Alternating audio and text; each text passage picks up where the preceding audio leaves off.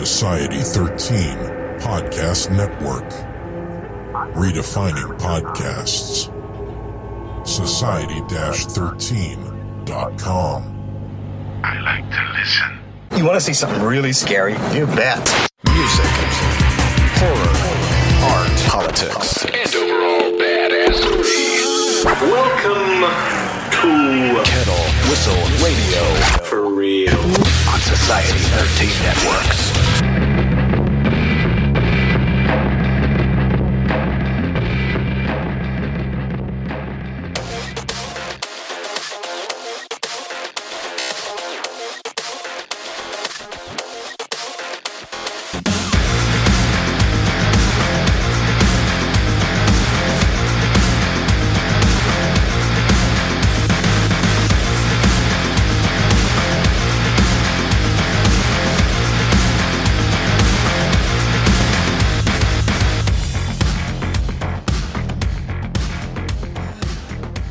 Folks, friends, and fiends, welcome to Kettle Whistle Radio.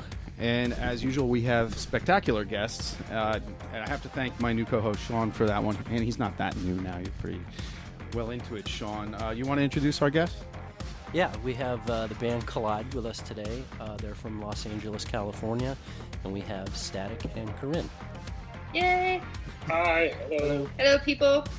You folks are very busy, we know, and we appreciate you taking your time to do this. And the cool thing about Kettle Whistle Radio, we like to reintroduce bands. There are folks out there, and millennials that I'm not fans of, but millennials that haven't heard you guys yet. So you're new to a new audience, and to our audience, you're just like spectacular guests, and we really appreciate this. And we're going to be playing some songs today too. But I guess, Shaun, you want to kick things off with your first question there, because it's definitely will. Yeah, so you already kind of led into that. So for our listeners who are unfamiliar with your music, you guys both met in 1992, from what I gathered, and I was wondering if you could tell us about that meeting and how that led to the formation of Collide. Well, it was just completely a meeting by chance. I had a friend who ran a club, and I would go to his club and dance. And What was the club? it was Control Factory, so it was an industrial club, and I saw Statik in line to get a drink, and I asked him if he'd get me some water, and we started talking and became friends, and that was it.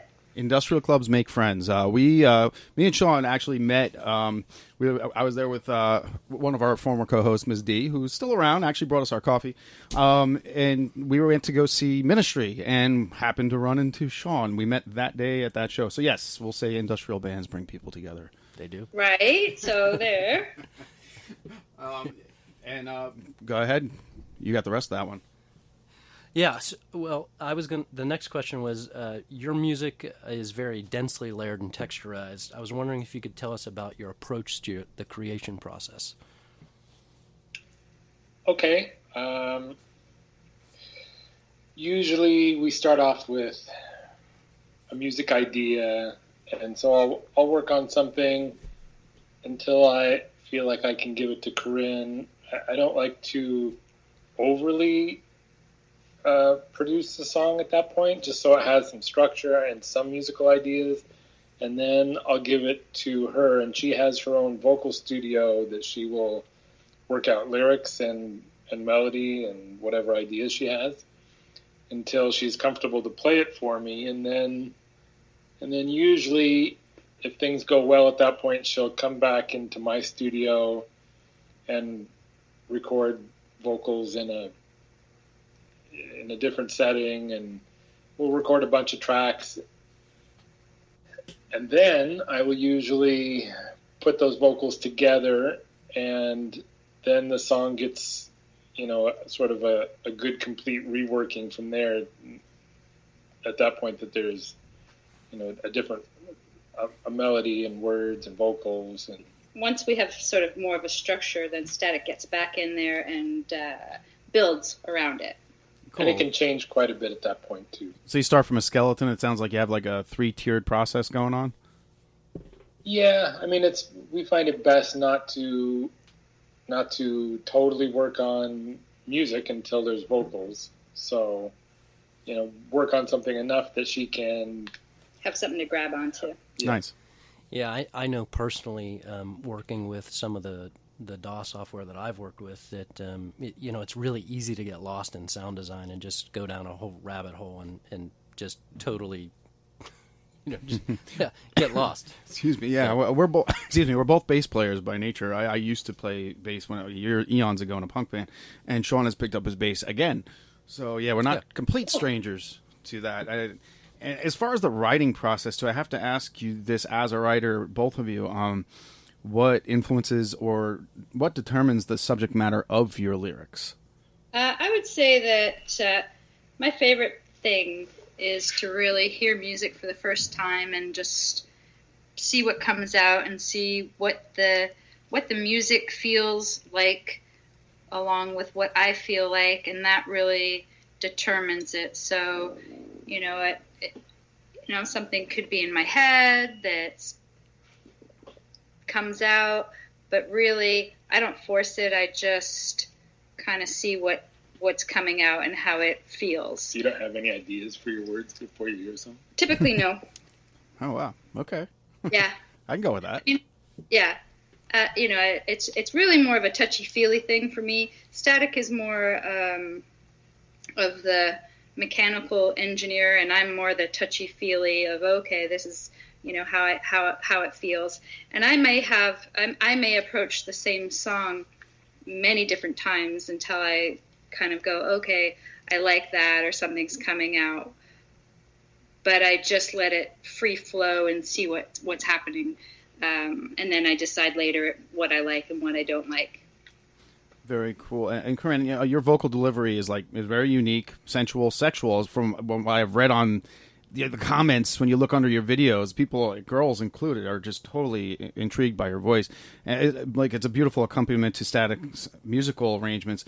Was singing always a passion you possessed? Yes. That was a quick yes. That was a real quick yes. When I grew up in Toronto, a lot of my friends all played guitar, and so we would hang out and sing and play every single song that we knew. So it wasn't really about creating originals. It was just playing and singing and hanging out and having fun. And I realized then it was quite an escape for me, and that you can feel it, that you get a little addicted to it, or it's something that you really want to do. So I used to push my friends all the time to please play guitar, and then when I moved to the States, I started to join, work on different music projects and join a band here and there. And then when I met Statik, he was working on his own music. So we decided to... We didn't start out working on music together. I was working on just static music stuff. Mm-hmm. Which, yeah, you're busy. I know. I've seen what you've been up to. So I did a sort of like my solo album a long time ago, and I was working on songs after that. And I think one day kaRIN had a acoustic guitar, and I heard her singing and playing her acoustic guitar. I play bad acoustic guitar. I play bad bass, so. And I thought she had a great voice, and I was like, well, do you want to try to sing on one of the songs I was working on?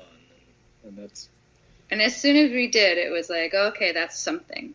And we just never looked back. Are we allowed to know what song it was? Yeah, it was Dreams and Illusions? Yeah. Dreams and Illusions. Very cool. And what you got there, Shaun? Oh. Yeah, I see his ears are smoking right now. He's got his brain's twisting right behind his eyes. So you guys own and operate Noise Plus Music, and that's an independent label which has released all of your creative output. Your first two albums, Beneath the Skin and Distort, were released on Reconstriction and Cargo Records. Did your experience on that label inform your decision to self-release as independent artists, or was this always an eventual goal of yours? Yeah, originally we were kind of naive young artists, and we sent, things out to a bunch of different record companies and got a bunch of rejection letters, with the exception of Chase, who ran Reconstriction. And, he was good in the genre that he was working, and he was funny, and did funny ads and got some attention. The only problem, one, it was a small label, and two, they didn't really pay us. We ended up paying them more to buy our CDs from them so that we could sell them than they would pay us, because so pretty quickly we learned that they weren't doing anything for us. I totally understand that perspective on the writing side. I luckily found a really good publisher that they print the things as the orders come in, as opposed to the old ways of they sell you, or rather they give you 500 books to sell. Whatever you don't sell, you have to pay back for, and that's just not the way to go. But I got lucky enough to not be in that predicament. But I totally relate to that situation. Yeah, so we thought that they weren't paying us, and they were doing so little that we decided we could do that for ourselves. And then with Chasing the Ghost, it was all ourselves. And they didn't want to pay us anything for Distort. Jeez. Either, so. This show, they want to pay us, period. I'm telling you, this show, I still buy music, okay, and I tell my listeners to buy music. You know, if you want to hear good music, you want to hear more music, and then pay that $1 for that song. You know, go on iTunes and download it and pay for it. Right. Well, that's the thing. It's a long-term plan. So, I mean, if you want to be short-sighted and take, do, but the long-term is artists won't be able to afford to make music. So. Right. Yeah, it's already happening. It's totally already happening. Mm-hmm. Oh, a lot. Yeah, it's really miserable, and that's why I do this show, and I like to introduce bands that some people haven't heard. You know, especially a younger audience and they're not buying their music. This younger audience. No. What were you going to say? I'm sorry. Oh, I think that was it. Oh, okay. Well, we're going to take a short break here and pay the bills and play a song. What's the first one we're going to play there, Shaun? I think we'll start off with Holding Back from Mind and Matter, the remix album. Okay, Holding Back it is, and we'll be back with Collide, Statik, and kaRIN of Collide. And thank you again for listening, folks. We'll be right back.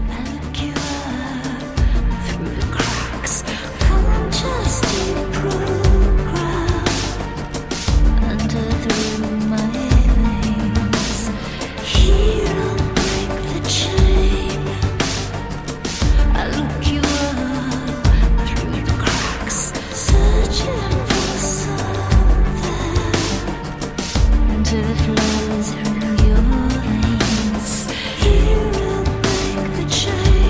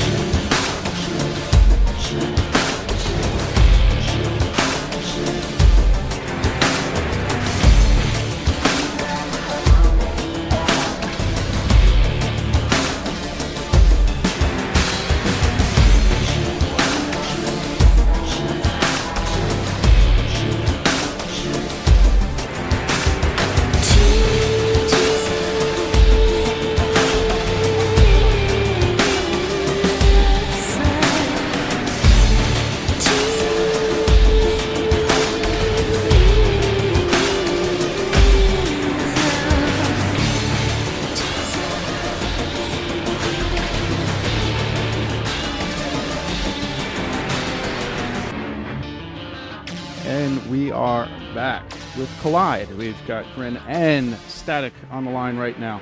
And what do I always say, Shaun, during these breaks? The best conversations happen off air. Yeah, and we found out we have not only dog lovers, but turtle lovers. Apparently they have a turtle sanctuary. Yeah. Can you reiterate that one for us? Statik? I built a pond quite a number of years ago, and we had fish, and I think we bought like 2 turtles at the time. And as it turns out, when people find out you have a pond, and it seems like there are always people or families that get a turtle and they can't take care of them, or they don't want the turtle anymore. Or it gets bigger and it outgrows their space. And so they don't know what to do with the turtle. And then when they find out you have a pond, they're like, "Can you take care of my turtle?" So at this point, I think we have about 25 turtles. That is, people love this stuff. It's so great. You have a turtle sanctuary. I love it. One frog. His name is Hermit. Do the people that bring the turtles, do they have good intentions of coming back and eating the turtles, or do you just inherit them? We just inherit them. Yeah.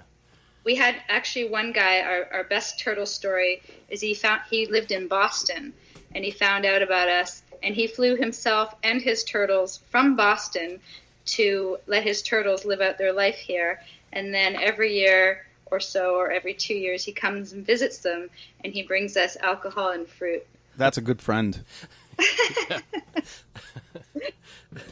Back to the music. Go ahead, Statik. I didn't want to cut you off.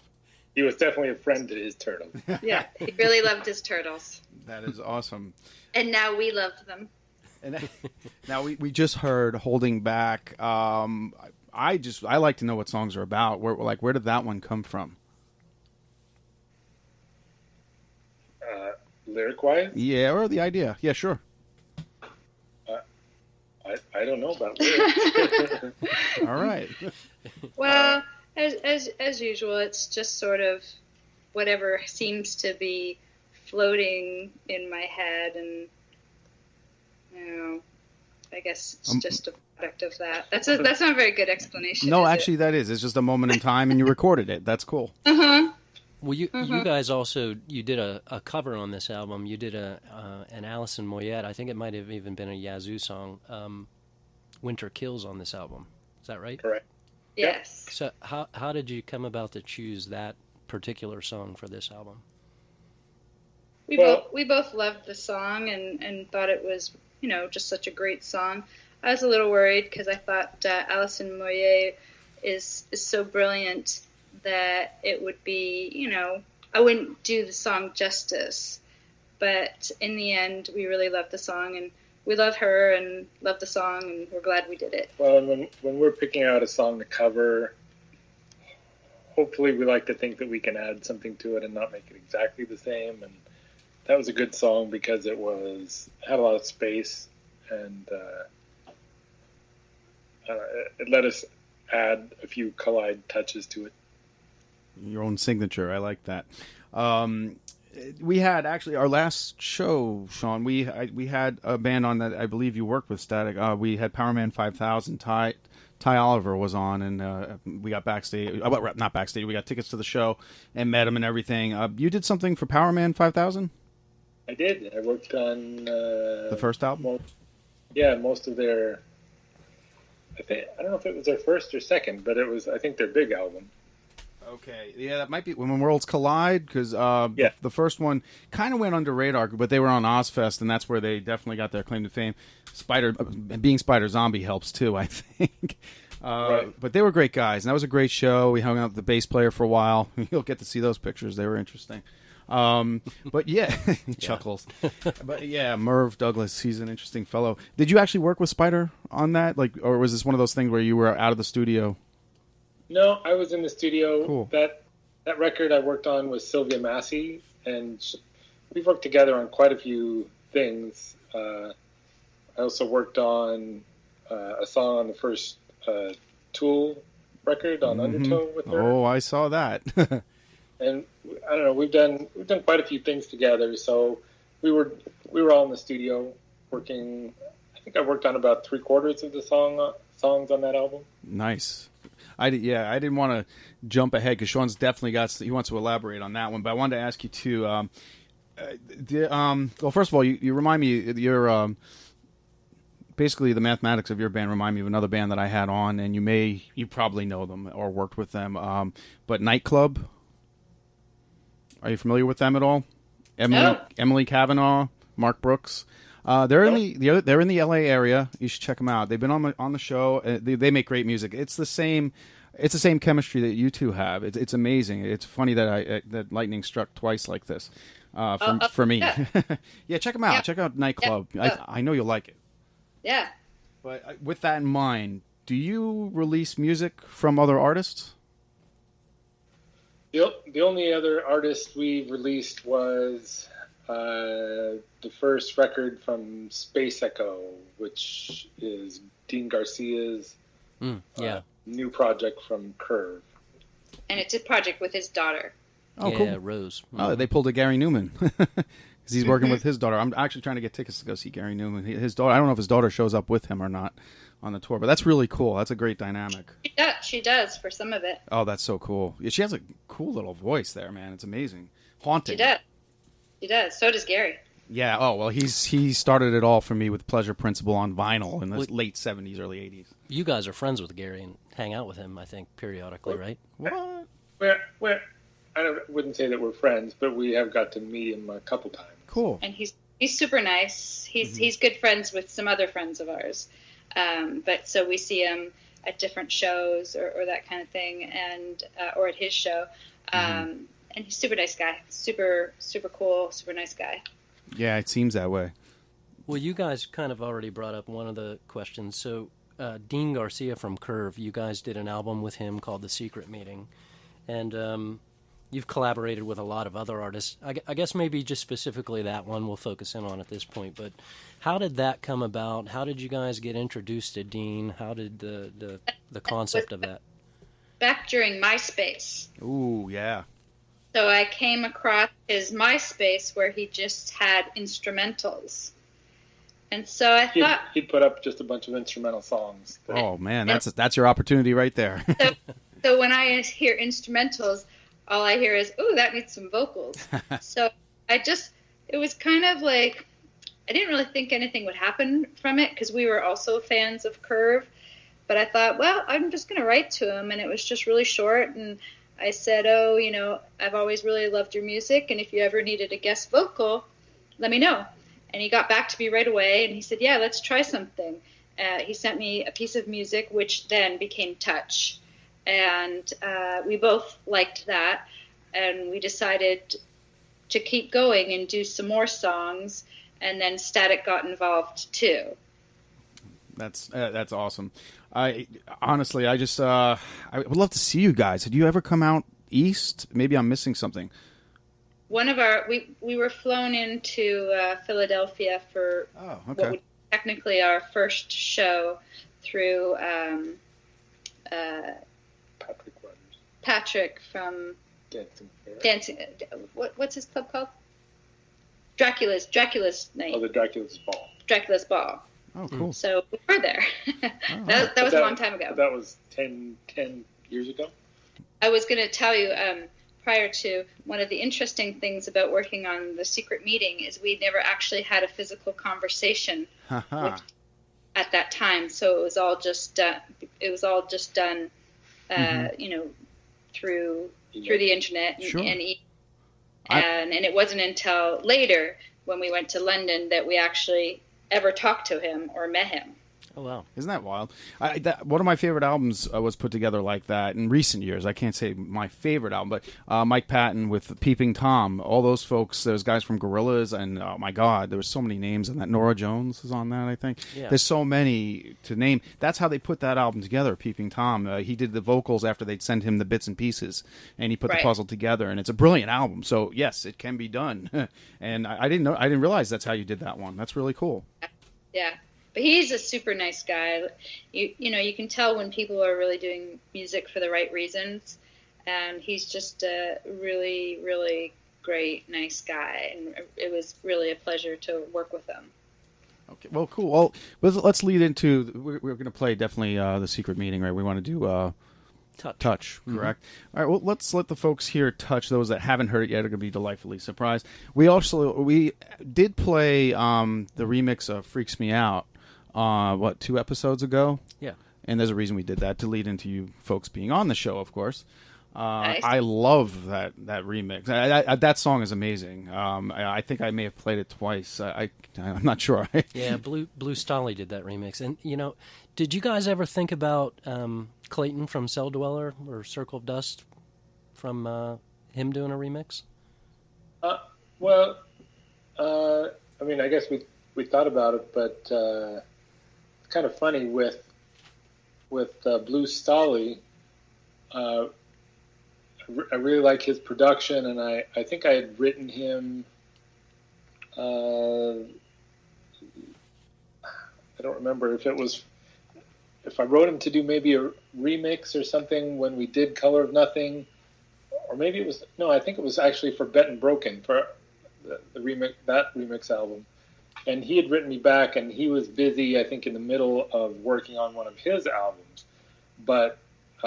So he couldn't do a remix at that time, but what he said was at one point he had written me because he saw my name on credits for a few albums, and he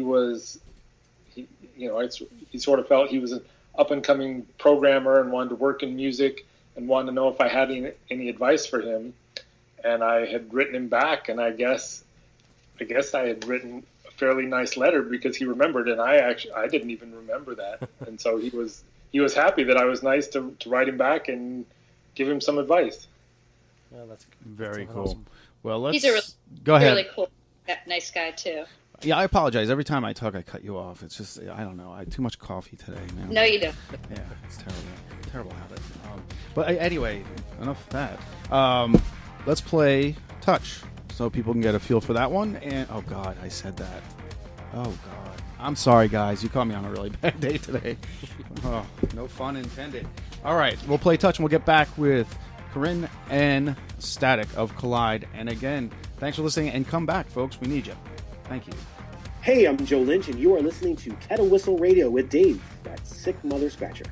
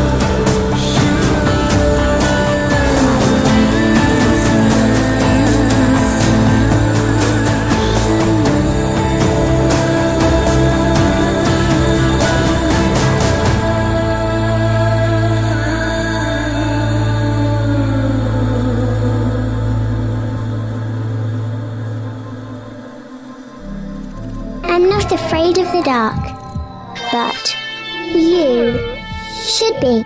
There are things that dwell here in the dark.